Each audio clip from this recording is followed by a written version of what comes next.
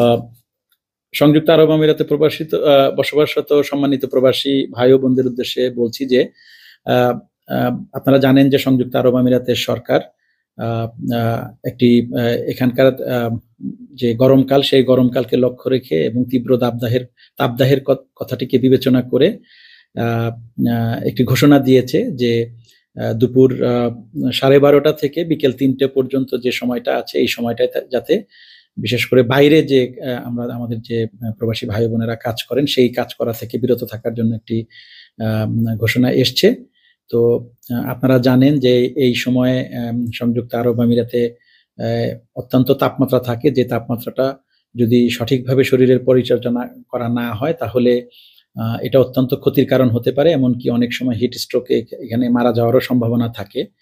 তো এই বিষয়টিকে লক্ষ্য করে সম্মানিত প্রবাসী ভাই ও বোনদের প্রতি আমার দুই একটা পরামর্শ থাকবে।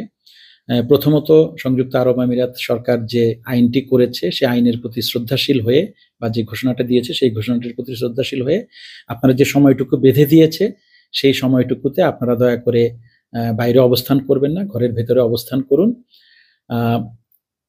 এবং এই সময়ে অবশ্যই যে কোনো ভারী কাজ থেকে বিরত থাকুন।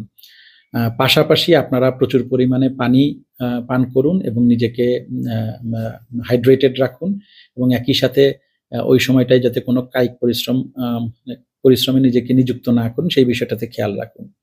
পাশাপাশি আমার যারা এখানে বাংলাদেশি এবং অন্যান্য যে এমপ্লয়িরা আছেন তাদের প্রতি আমার একটা অনুরোধ থাকবে যে আপনারা এই দেশের আইনের প্রতি শ্রদ্ধাশীল হয়ে আমাদের যে প্রবাসী কর্মীরা আছে তাদেরকেও এই সময়টায় যাতে তারা কাজ না করে সেই জায়গাটা থেকে বিরত রাখুন, এবং তাদেরকে উদ্বুদ্ধ করুন এবং প্রয়োজনে তাদেরকে নিবৃত্ত করুন এই জায়গাটা থেকে।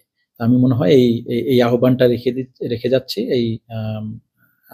এই সংযুক্ত আরব আমিরাত সরকারের এই ঘোষণার পরিপ্রেক্ষিতে। ধন্যবাদ।